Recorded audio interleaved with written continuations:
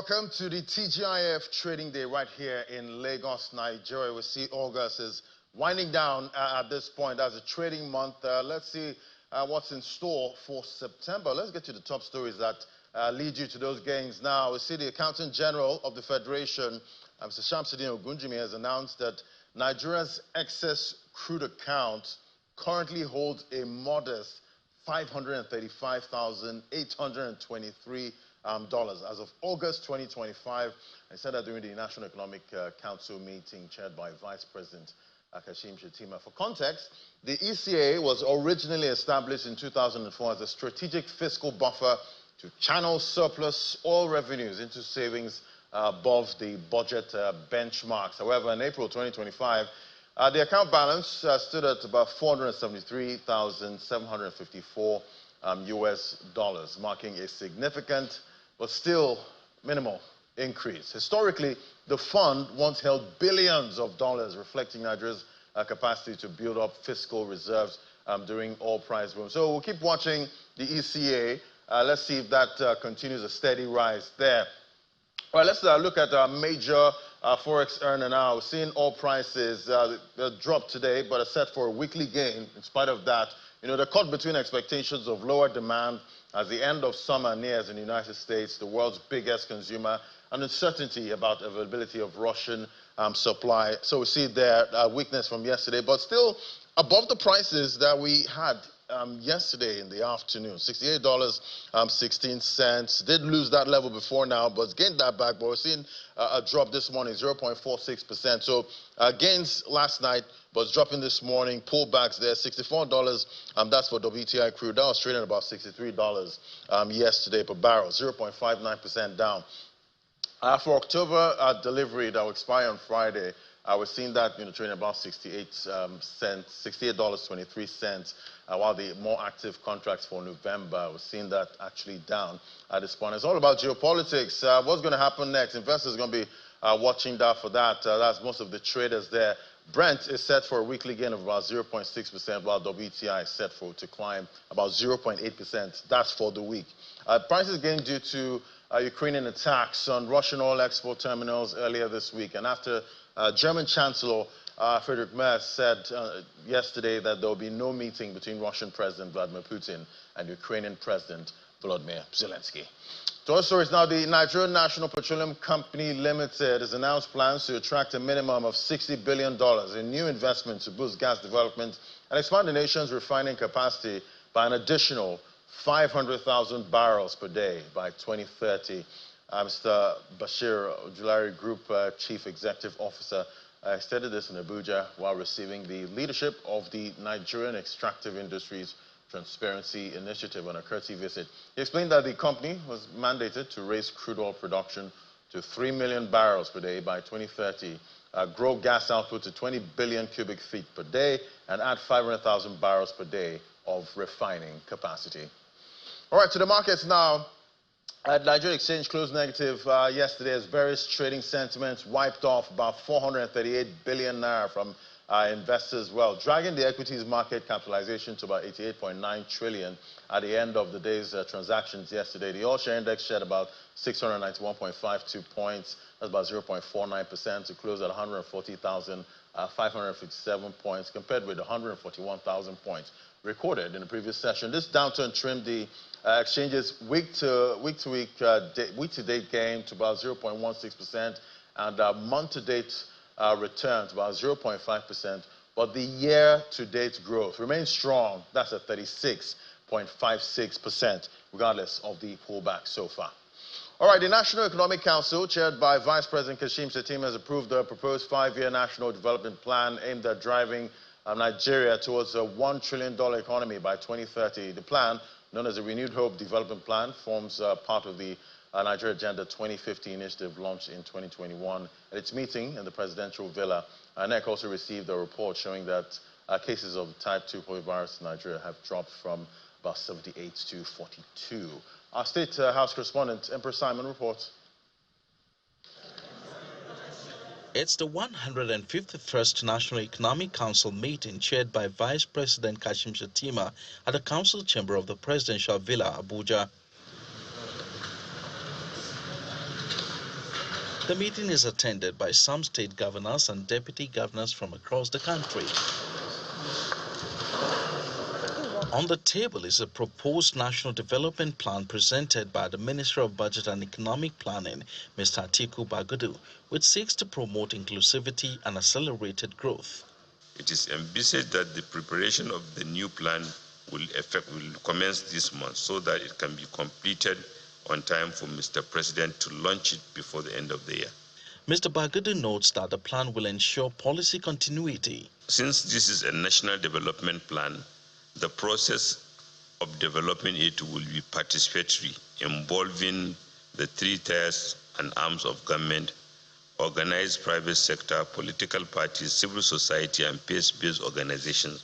NEC also receives update from its ad hoc committee on eradication of polio in Nigeria, which indicates a downward trend in cases recorded. The progress so far made has shown that epidemiological data is on a downward trend from about 78 cases in 2024 to 42 cases. Out of the 23 cases recorded in 2025, Sokoto has 13 cases. About 2.7 million children had been vaccinated in that round. Governor Inoyaya also speaks on steps being taken to completely eradicate the new variant of polio virus from Nigeria. In October, a nationwide integrated campaign targeting children between 0 to 14 years will be conducted. Update on the Federation account given by the Ministry of Finance shows the excess crude account as at August 27, 2025 stood at $535,823. Stabilization account stood at over 78.4 billion naira, and natural resources account stood at over 106.7 billion naira.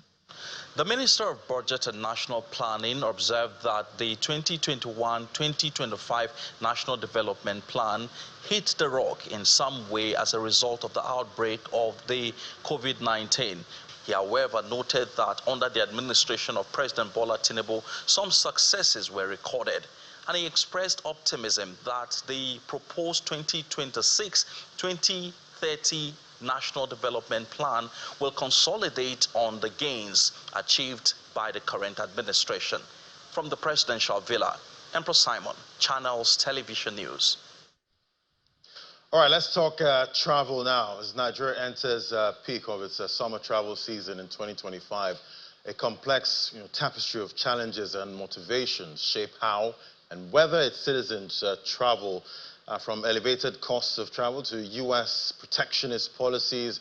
How's a Nigerian traveler navigating the hurdles? Joining us to discuss this now, we have Mr. Benga Onitilos, Managing Director, Travel Den, joining me right here on the Business Den. Thank you for having me again. It's great to have you. Good morning. Yeah, and yes, definitely hoping business is going fantastic, at this time, for you, because, I've been looking at, some of the data, when it comes to travel costs, and it is not looking pretty at this point. But before we go into all of that, what is motivating the average traveler, at this time? Is it leisure, medical, or what's it, at this point in the summer? I would say it's multifaceted at this time. So you have a bit of leisure, you have a bit of business travel. Right. And at the moment, you will see you have more traffic on the side of the business travel at the moment. Because so nobody's trying to go and... No, there's still leisure. So business is outpacing somehow. Because corporations have to pay for travels. Individuals have to plan for travels.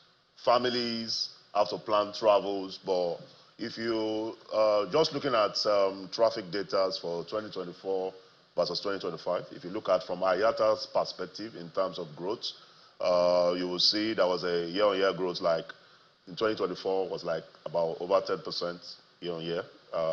Right now we're at like, the projection is about 5.8%. in terms of growth. I think the only time we've had the highest peak of travel this year has been June. And that's premised on a whole lot of factors. Airlines as well are limited capacity at the moment, because if you find out what is happening within the travel space, you have delays in acquisition of aircraft, position of aircraft, spares, there's a bit of slowness in airlines even being able to have access to enough fleet to position for travels. There's a lot of tidiness going on there. So now, when you now premise travel is always most impacted by inflation and forex. So when you look at that in Nigeria, if you look at NBS, Nigeria Bureau of Statistics, the major impact that we're having on consumer buying power, you have transportation, you have food, housing. Those are the things that have been prioritized more by people. Now that you see that travel demand have slowed a bit, based on even IATA projection. June, like I said, we had the highest peak of travel. So what you see happening right now are people planning travel, but scaling down in terms of where they go to. Right. And talking about where they go to, yeah. you know, at this point, we know most of our travelers, they love to go to Yankee for summer. How's that looking? You know, what we're seeing so far, if you look at the costs there, look at those tickets for economy. I think that was about 1.5 million to where? Before now. Before now? I thought you said now. No, I wish. But if you see current prices by airlines, you see the Turkish Airlines about 2.7. Yeah. Qatar Airways 2.8 million. Yeah. That's for economy. Yeah. It goes on, and it goes higher, you know, up to Virgin Atlantic. Then, you know, for the business, we see 7 million before. Yeah. So we're looking about 9 million now. On the average, about 10 million for business travel. And, you know, we have people that, you know, before now would say, God forbid, I can't fly economy. Has to be business. Yeah. You know, at this point, how's it looking? Even for the people in the business world now, they're scaling down on the cabins they travel. Some are now doing premium or doing economies. Families that travel, maybe they will tell you, we must travel at least twice a year, scale down to once. Some are even planning for twice a year, because when you look at the average ticket price going for around about 2.5 million, 1.9, 2.5 million, and America seems not to be the top destination right now. The key destination right now, you would say, is still London. And one of the things that have put a bit of pressure on that, you have to look at the visa regime as well, that you have to start applying for visa every 3 months. So you have to look at the lowest hanging fruits. What are the lowest hanging fruits? You have to look at places like London. London is just 6 hours away. The seamlessness of processing visa, not like the US. Then also you look at the major price wars going on that route. When you look at what Airpeace did with launching the Heathrow flight from Abuja, which has helped also play a critical factor in terms of pricing. So which means Airpeace is creating a disruption where you can either fly from Abuja or to Heathrow or Gatwick. So that has led to a bit of price war now. So the demand for London, it seems to be the highest. Dubai, that used to be one of the key parts, you have visa regulations and restrictions not smiling well on people. Now you have a new policy right now that you must be, if you are 41 and above, that's when you can easily price, but it's still not the most premium destination right now. So you have people, the lowest hanging fruit you have is Doha, Qatar. It seems to be the lowest hanging fruit. So families easily plan to either do that with other destinations. They might decide to do that with either with a Nairobi or with a Cairo. So people look at the lowest hanging fruits where you can ease of getting visa. Is Doha fun? Yeah, it's quite fun. It's quite fun. It's opened up. I think it's one of the most lowest hanging fruits that travelers have right now in terms of seamless of visas, in terms of flight connection. You will know the Qatar Airlines. They have they have connections, multiple connections in several points out of Nigeria. So looking at those, visa restrictions and limits at this point, for someone that's trying to go to the United States, right now you don't have a visa. Yeah. There's no hope for you. Another challenge with the US is even trying to get appointments. That's still another. So some appointment period for Lagos might be going as far as 2026.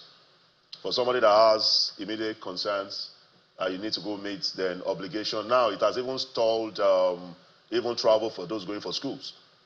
Because when you look at all the policies of the Trump policies and all the ICE thing in the United States of America today, so it's not, it's not one of the key destinations that, except people that have had prior 5 years visas, 2 years visas, that are the ones now maximizing. So you can imagine a businessman, each time you want to travel, you have to book an appointment every 3 months. You have to apply, and you get single entry. So it's not an easy path for people to travel, and definitely it will impact on the carriers to that destination. So what people are looking at, going to, is either you go to London, Europe, parts of Africa, a lot of places to explore around Africa right now. Then you have to look at the seamlessness of getting visas, because right now you look at a lot of severe visa restrictions globally. So what people will be thinking about is seamless of getting visa, because it's key. Then also you have to look at foreign exchange in terms of accommodational cost.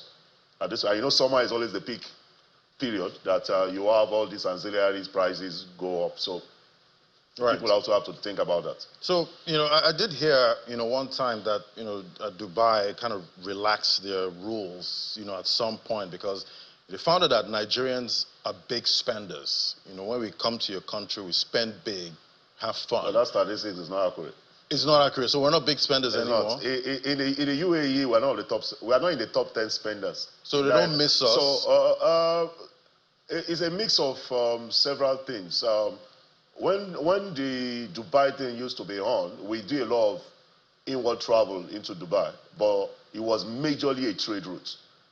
You have a lot of traders, trading activities actually going on. But when you talk about top spenders, even if you go Google, do a research on that, Nigeria does not rank in the top 10 spenders in tourism. When you say tourism spend, you're talking about nightlife, you're talking about shopping, you're talking about money you spend in restaurants, you're talking about activities, tours. And Nigerians are not so much appetite for adventure when they travel. It's either we go shopping. So we're going for deals. We go for shopping, nightlife, water activities. We are not more of explorer. You won't see Nigerians saying you want to start doing all these deep sea, bungee jumping, all those kind of things. So in terms of spend in Dubai, we are not one of the top 10 in terms of spending in tourism activities in that country. But when it comes to the appetite for wanting to travel, one of the top set of people, trade, because Nigerians like shopping. And they like to go there to bring buy goods, things, bring goods, bring back and sell. That was one of the major impact, I think, setbacks I had a lot of people till today. All right, so, at this point, let's look at, domestic travel. That's also a struggle. Yeah. At this point, if you're trying to get a flight to, say, Abuja, one-way flight, over 100,000. Yeah. But what's the exact so one way we get close to about 150 at times. 150K. Yeah. So part of that, I think, is what we need to really look at, and that builds more on the regulators. Aviation is not supposed. The regulators are not supposed to see aviation as money spinning for them, generate revenue for them. No, it's supposed to make travel seamless. It's supposed to make connectivity seamless for people, so there can be trade, there can be business, there can be tourism. So, but when you have multiple taxation, for example, passenger service charge, 2,000 naira, you have VAT, you have this NG tax, you have this fuel tax. So when you have all those multiple taxation, at the end of the day, the cost of running for domestic carrier is already pegged at about 45–50% of fueling alone. So what margins do they actually make? Airlines actually make less than $4 margin on every ticket that they think they sell. So you should be looking at longer tax exceptions, longer holidays benefit for the airlines, things that can go as far as 25 years. That you are not intermediate as a regulator or as a government imposing such high tariff for operations at the airports, or you are even looking at things about the kind of when they bring in spares, the taxation on the spares for the airlines. The fueling stuff, the 50% of fueling cost alone, where is that cost going to be passed to? And also, Nigeria is a very high security item when it comes to insurance. Globally, you see all those airlines globally, because they have one world, they have all those, they can consolidate all their insurance on their one world or one alliance. So the premium and the cost they pay for all those things are cheaper compared to what our carriers pay. Our carriers pay every duty item on insurance costs. And that's why we have to pay so much to travel within Nigeria. So now, where does that cost go to? So when the regulators are now imposing such higher airport tariffs, navigational charges, so we're supposed to make that even easier for our domestic carriers. It's beyond just, when you impose such levies, you make air transportation more expensive. And that's why you've seen between 2024 and 2025, there has been a scaling down on air transport traffic, domestic transport, because it has scaled so high. And then when you now look at inflationary rates, the people have to prioritize living first before they start thinking of, I have to jump into a plane. So you have to go through the roads at this point. The cost is so high. So that's why I'm saying the regulators, the Ministry of Aviation, Nigerian Civil Aviation, should be looking at how do you reduce some of these tariffs, right, and give these airlines far tax holidays, waivers to lower the pricing. All right, we've been making a lot of moves in Brazil. Recently, the latest one, the signing of bilateral air service agreement, that's BASA, between Nigeria and Brazil. Talk to us about this. Is this a new thing? Seems it's happened a lot, in the past, but what can we expect from this one? I have varying thoughts on it. The good side about it is when you sign BASA, many times we sign BASA, but we don't have the airline to run on that route, which is the beauty of this one. We signed the BASA, and Airpeace was on ground, so which means it's a great advantage, because what BASA does is cultural exchanges, educational exchanges, diplomatic ties, trade, seamlessness of trade, and that's the beauty of BASA. But it's an agreement signed, so which means it has been activated immediately with Airpeace on ground to run on that route. But the downside is this. Brazil is the biggest South America. In South America, that's the biggest trading country in the whole of Southern America. The disadvantage of that for Airpeace will be there's no carrier from that region that's flying into Nigeria at the moment. And the threat it poses for them, there will be this reciprocity in terms of there might be tighter regulations against Airpeace, because they don't have their own carrier flying in, so there will be a lot of tightness in terms of regulation, how countries work in terms of diplomacy, a lot of aviation against Airpeace. So I think it's something they should look at with a bit of discretion, tactfulness, because now Brazil does not come in top 20 destinations where Nigerians travel to. When you look at passenger traffic from Nigeria, out of Nigeria, Brazil does not rank up to top 20, the number of traffic. So the question I'm asking is, if you are positioning an aircraft on that route, how are you going to drive your passenger traffic to have maximum capacity for you to break even, at least you should be having capacity of about 80% load factor per flight. So how many frequencies are they going to run? Is it 2, 3? And how are you going to drive that? How are you going to drive traffic into that road? Then you also have to start looking at the issue of visa, because if visa is not seamless, how do you increase traffic to that destination? The cost of air price ticket, because presently now when people want to travel to Brazil, you spend maybe about 18 hours to travel, multiple connections. But now with an Airpeace, probably you spend like 8 to 10 hours direct flight to travel, which is not bad. But you have to start looking at the real numbers. Aviation is about numbers. Can you get that kind of numbers on that trip? Because if you are putting on that trip, maybe a 777 is what they want to put on that trip, that takes about 323 passengers. So if you are putting that, will you be able to have close to 250, 280 passengers on the flight to Brazil each time? So now those are the things you have to start looking at. I know Nigerians love to go everywhere. But there's some places they don't really go to. The issue of competition as well. The other airlines are not going to sit down. The other destinations, Nairobi, Doha, Kenya, they're going to throw a whole lot of things in the pot to ensure they drive more traffic to on that destination. So it's so much to look out for. All right, thank you. It was great having this conversation with you, Mr. Benga Nitilo, as Managing Director, Travel Den. Thanks for coming on today. Thank you for having me. Well, now we spotlight Extra Arch Farms and Resorts, a trailblazer in agri-tourism, both nationally and globally. This enterprise recently hosted the world's first ever World Agri-Tourism Festival, a bold 90-day agri-tourism revolution that ran from May 16th to about 12th of August 2025, held at the Center of Excellence, that's Lagos State. As the festival unfolds, we have the opportunity to speak with the visionary behind this movement. Join me now is Dr. Mrs. Moji Davids, the Managing Director, Extra Large Farms and a group of companies. Thank you so much for joining us today. Good to have you. Thank you so much. Good morning. Yeah, so, Definitely, with the last conversation I had, we're talking about tourism at this point and how expensive it is to fly abroad. At this point, to go and have fun. And my guest talked about people trying to travel more for business instead of leisure. But we have Agri-tourism festival here, and I guess that's filling a gap. At this point, talk to me about this Agri-tourism and how your platform is navigating this. Basically, agritourism is just celebrating our heritage as a nation. We have an heritage. Sorry. Most people are not looking into. Our soil is an heritage. So we try to incorporate that into tourism and also infuse culture, food. These are basic things that Nigerians can do anything to get. So we've been able to, weave all of them together in one package called Agri-tourism as we showcase our heritage, the soil, our agriculture, which is Nigeria's untapped gold mine. We are not yet doing enough with our agriculture. And then we now bring culture into it, entertainment into it, fun into it, and everything.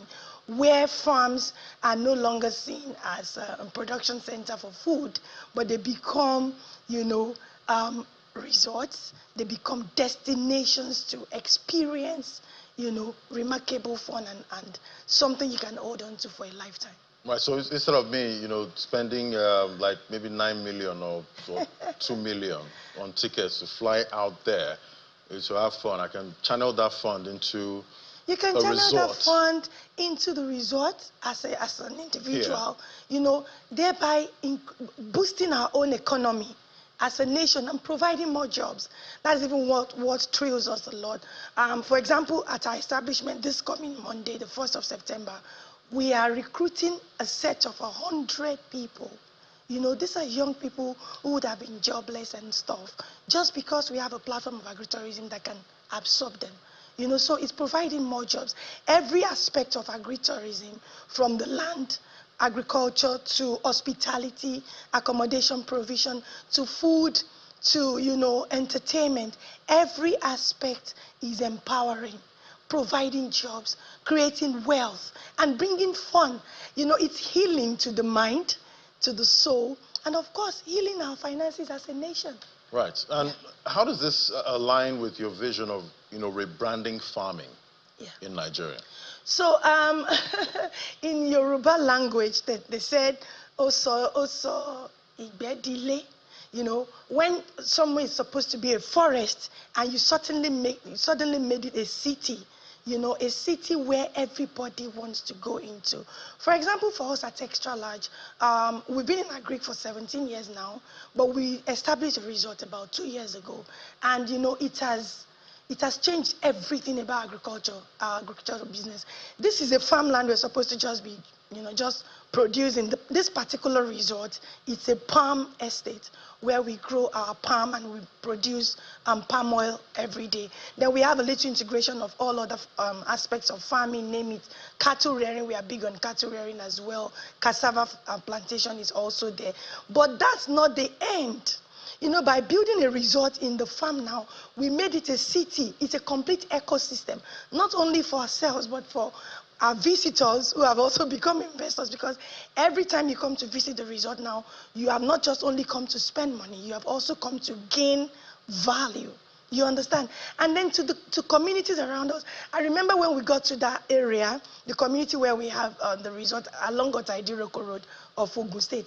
I know how much land was selling for about 3-4 years ago before we established the place. Now, the estate around that place, everything has gone up just because of our presence. That's the much that agritourism can do for us. And we are proud, we pioneered the World Agritourism Festival. It was a 90-day celebration. And we want to say a very big thank you to the federal government, state government, both Lagos and Ogun State. We had massive support, and then now we are saying World Tourism Day is less than 30 days away, and we have a whole lot on the table for everybody who is passionate about Nigeria as a country, and then we can begin to turn farming into fortune, and turn holidays into prosperity. Right, so you're not just having fun, at the same time you're kind of like making investments. Yes. So, talk to me about how, this is helping, with agricultural transformation, in your view so far. Yeah, it changed the perception of the people. That's the first thing. One thing we've discovered over the years is, when people come to our farm and then ordinarily farming, especially in Nigeria, is not something people really want to be identified with because it's synonymous with poverty, dirtiness, and all that. But, I, for one, though I studied to be an accountant, my husband, who is also the co-founder of the company, studied to be a chemist, but we can now boldly come out and say we are proud farmers. And when people come to the farm, they have this mindset of they are coming to a farmhouse and another. But when they come, they see a touch of international hospitality. You were not expecting that. So it gives them a change of mindset. And I can boldly say that more than 60-70% of visitors into our farm resort, by the time they are leaving, they're already asking questions, how can I also become a farmer? Yeah. So for us, that's a great achievement. Right, and definitely I'm sure some people are itching, at this time to know how to contact, you guys. I guess we have it right there. Yes. On the screen. Yes. We have launched a 30-day celebration again towards the World Tourism Day. Because tourism, like I said, is a celebration of our heritage as a people. It's a healing of our body, mind, and finances as a people. It's an inculcation of agriculture into health, into entertainment, into hospitality, and everything, leading to massive wealth creation and job creation for our people. So in these 30 days of celebration, for anybody listening to me right now, the numbers are on the screen, and all you need to do is just send festival to that number. We have massive opportunities. For example, we are working towards receiving in the resort 1 million tourists every year. And that's about 3.2 trillion in revenue that somebody watching me out there should tap into. From home ownership in the resort, you can see some of our beautiful accommodation facilities. You can also be a proud owner of a holiday home, which serves an investment for you. You earn, annual returns on it. Yeah, daily, even daily, because people are coming every time they need accommodation. As we are inviting 1 million tourists into the city, that's 80,000 plus people that we need to provide accommodation, 800,000, sorry, that we need to provide accommodation, for. And on a weekly basis, we have to provide accommodation for over 2,000 people. That's money. Transportation, that's money. Housekeeping, all those things. Then the food is a whole ecosystem of sustainability that we've built there.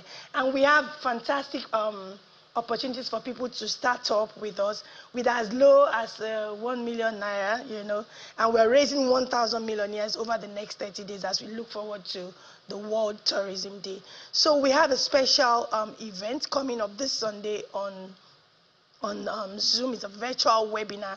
It's beyond a webinar. It's a celebration of culture. We call it the virtual Agri-tourism festival, so that everybody can be able to join. And all you need to do is to just send festival to the number displaying on your screen and come discover how you can begin to make money even as you enjoy yourself, as you venture into agritourism. And when we talk about making money, we're talking about things that can generate between 30 to 50%, More like passive income. Yes. So whatever career that you are into, whatever profession that you are into, you can also be a part of this, and everybody's in. Right. Even those who do not have money, we have a platform for them. You have some idle millions sitting somewhere. We have something for you. And you just want to holiday. How can holiday become an income for you? It's another thing that we shall be exploring this Sunday. And this Sunday, not only this Sunday, the following 4 Sundays towards the World Tourism Day, which is the 27th of September, like I said, we're raising 1,000 millionaires, within the agritourism industry. And we are attracting into the resort 1 million. Right, because, growing up, as a kid, I remember one time, I went to my mother's village, spent a couple of months there. The air was so pure, was so nice. Yeah. And when I came back to Lagos, people were saying, "Alad, you're so fresh." Is that the same effect you get when you stay there? Yes. As a matter of fact, we had a visitor recently from Canada who had a device. To be honest, I have not even really looked into that. The person had a device to measure the air quality in our farm resort. And according to him, he said, he has not seen this anywhere he has been to.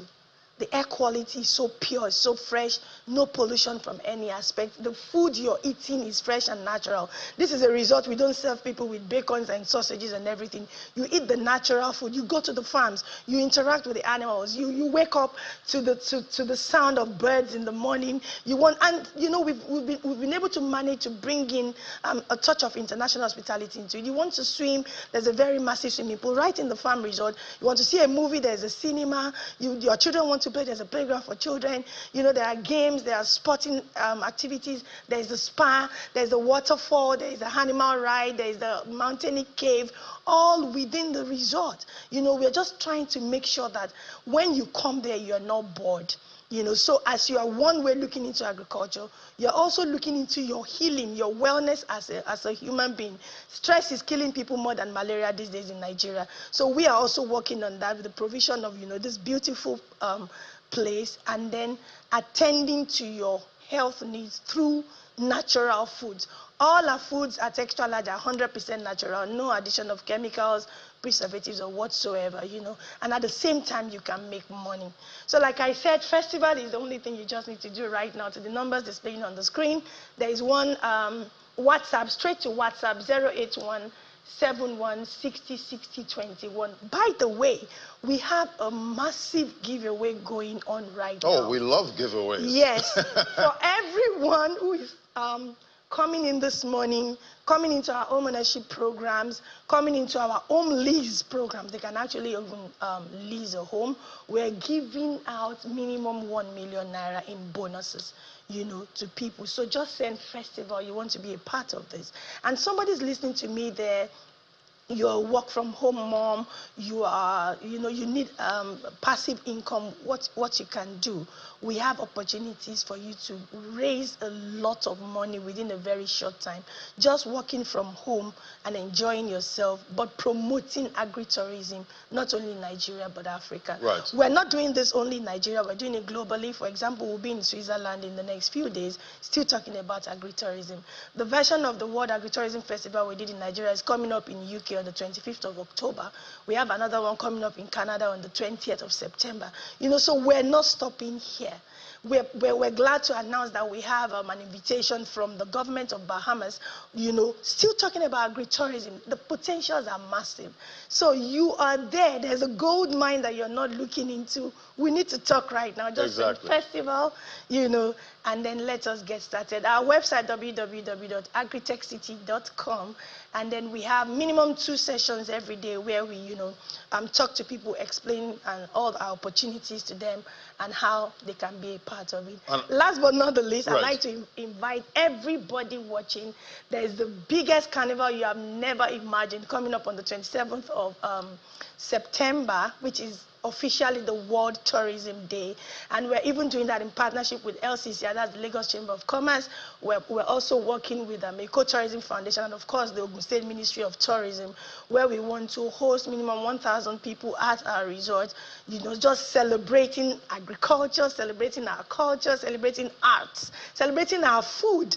You know, you're coming to this event and you have access to eat one meal, for example, with 10 different types of soup from different parts of Nigeria. Wow. You're able to experience art, adire making, how did they make it, pottery, clay, and all those things. Then farming, you're able to experience it by yourself, live and direct. That's happening on the 27th of September. Yeah, so for that one, everybody just send festival. Then by the time you send festival to the numbers, we can be able to know which one that you are interested in and be able to lead you in the right direction. Right. That means this September you're giving us a dirty September. Yes, it's World Tourism Day like never before. Agri-tourism is bringing Nigeria on the global map, and we are proud to champion it. Fantastic, and we're looking forward to it. Thank you so much. Thank you so much. Remember the numbers on the screen. The numbers, if you want to, you know, contact them and you want to have fun and also invest and, you know, earn passive income. Thank you so much for helping us unpack all of this. Dr. Mrs. Moji Davids,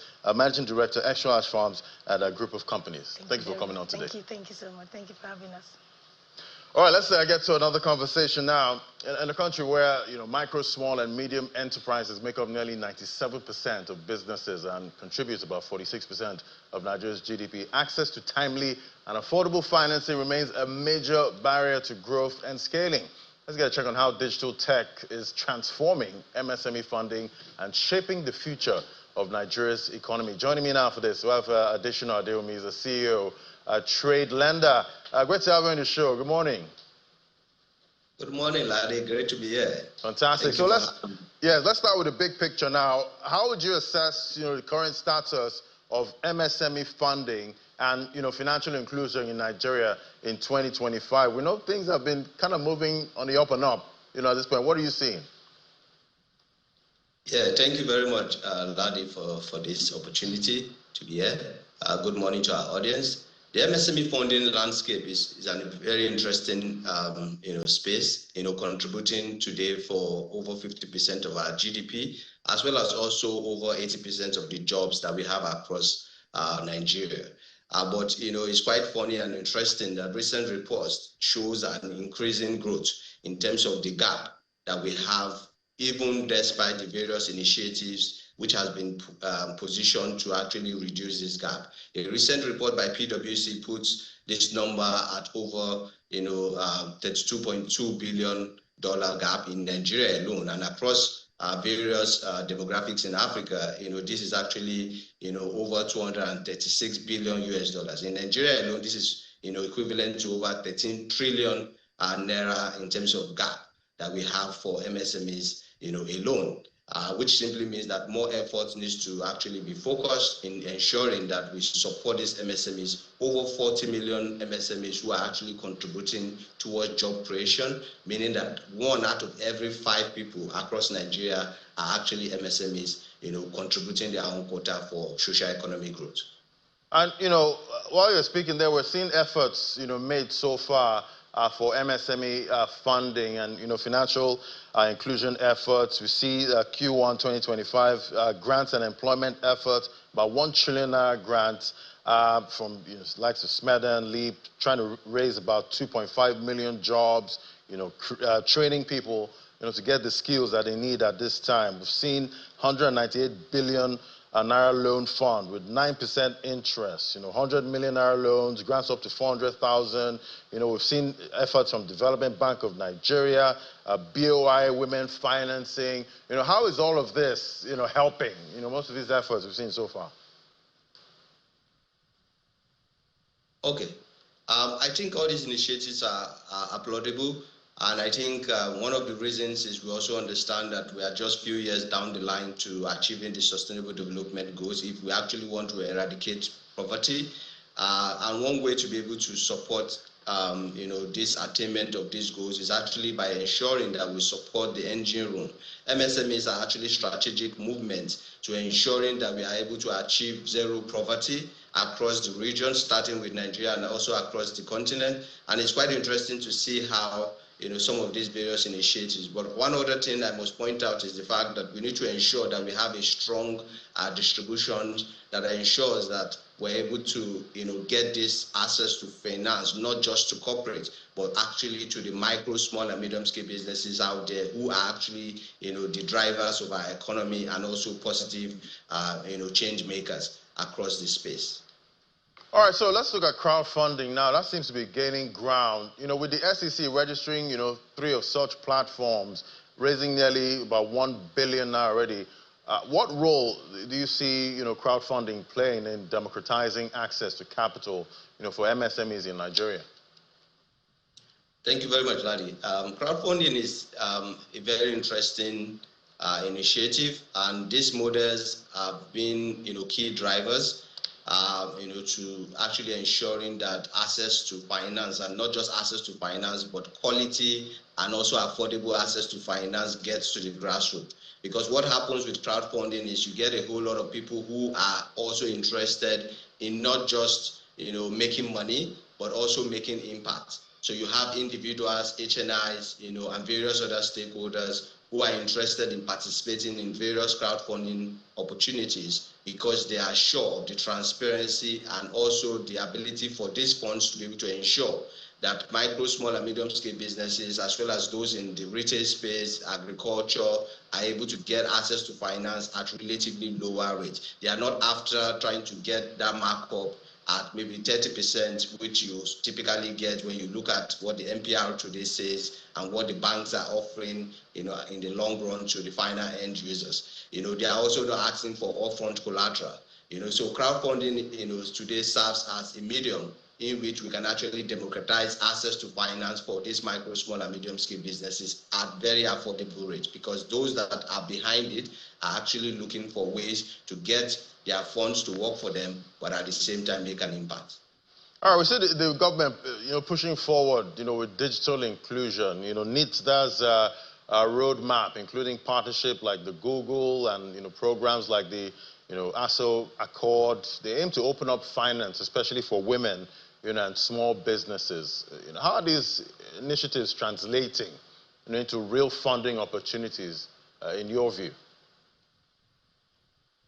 So already, what we've seen is, gone are those days when people just focus on just providing access to finance. New initiatives today are actually targeting women and youth, because you understand that for us to be able to have a robust society for shared economic prosperity, we need to be able to also target the women and youth, who are contributing. And what this has done is has also increased, the rate at which involvement of women and youth are contributing within this space. Apart from that, it's also helping women specifically to get very tailor made financing, also trainings and literacy, capacity building, which helps them to be able to actually structure their business and get the long run benefit of actually, contributing to the society.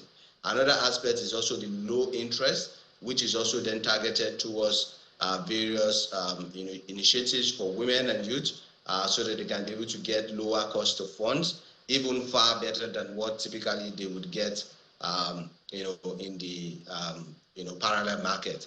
But aside from that is another interesting initiative which is also coming up in the space, where you are then seeing more people coming in to participate, meaning that fintechs, platforms like us, are also coming in to participate and contribute meaningfully, so that we can actually distribute it to the grassroots without asking for upfront collateral.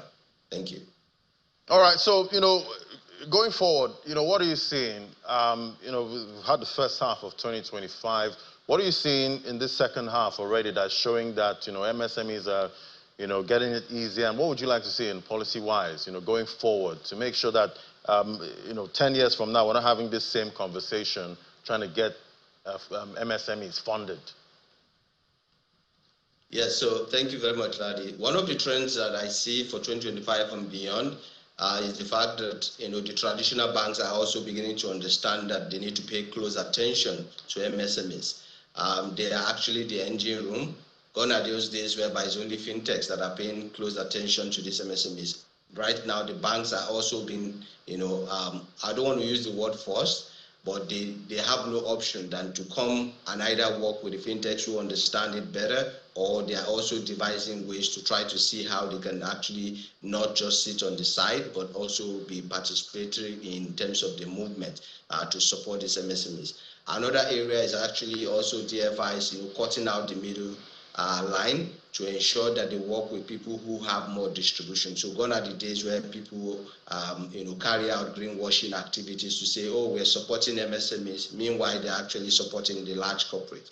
And what this is actually also doing for us is helping us to build a stronger foundation. And going forward, it will help us to build a foundation whereby we have MSMEs reduce wastage in terms of agricultural post-harvest waste. That number is going to reduce, where you have people actually having access to finance, where they can actually not just export without value additions. They can add value to the product which they've actually invested, and from there, these products can actually be exported, which would also in turn bring in foreign income to boost and sustain our economy, to also help us to be able to create jobs. A whole lot of players, MSMEs right now are exposed with the use of technology, with the use of access to tangible and tailor-made financing to be able to then export their product out there, refine it, add value to it, and then that way we're able to increase our FX, our foreign investment, and also even various other stakeholders who before now were not actually looking into this sector now understand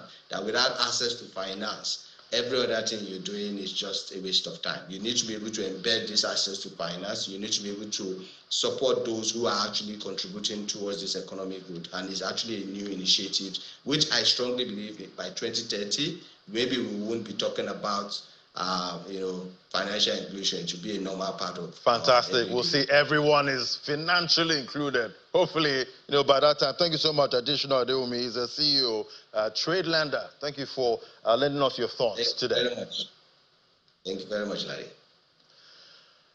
All right, let's get a check on what's playing out in the global scene at this point, and what to expect, for next week. We see the currency front there. We're seeing the rupee that depreciated by about 18 paise to about 87.76 against the US dollar there. We're seeing pressure on the rupee in early trade, weighed down by persistent foreign fund outflows and month-end dollar demand. Forex traders said the rupee is under persistent pressure as weakness from Trump tariffs was being countered by a softer US dollar, giving the local currency some much needed breathing. At the interbank foreign exchange market, the rupee opened at about 87.73 against the US dollar, then fell to about 87.76, registering a decline of about 18 paise over its previous close. And we also see the number right there of unemployed in Germany, which is good news. That decreased unexpectedly in August, according to labor office data right there. Good news right there in Europe. The seasonally adjusted unemployment count fell by about 9,000 to 2.96 million, contrary to analyst expectations. The jobless rate remained unchanged at 6.3%, matching analyst forecasts. This surprising improvement comes as Europe's largest economy continues to struggle with a prolonged economic downturn, with labor markets showing unexpected resilience despite broader economic challenges. We also see in Germany, German retail sales that dropped by 1.5% in July compared with previous data that was released today. The decline was significantly steeper than the 0.4% decrease economists had forecast. The July retail sales figures represent a notable contraction in consumer spending in Europe's largest economy, with the actual decline being nearly 4 times greater than the market expectations. Also, in Europe, see Spain's European Union, the harmonized inflation rate remained at 2.7% in August, matching the rate from July, according to preliminary data released today by the National Statistics Institute in Spain. The 12-month EU harmonized inflation figure aligned with the 2.7% forecast by analysts in a Reuters poll. Core inflation, which excludes volatile fresh food and energy prices, registered a 2.4% year-on-year decline, according to the INE data. And let's look at what big investors are doing now. Cathie Wood's ARK ETFs have made notable moves in the stock market for today, from yesterday, with the largest dollar value trade being a sale of shares in Roku Inc. The investment firm sold a total of 55,000 shares of the streaming device company through its ARK ETF, amounting to a substantial $5.3 million. That's a big investor right there, Cathie Woods. Right, that's the show today. That's the business one. That's the last one for this month of August. Thank you so much for joining us on this journey. But we'll give you again what's playing out in the markets by 1:30 on Business Incorporated, where money is flowing. Thank you for watching. I'm Ladi Williams. Bye for now.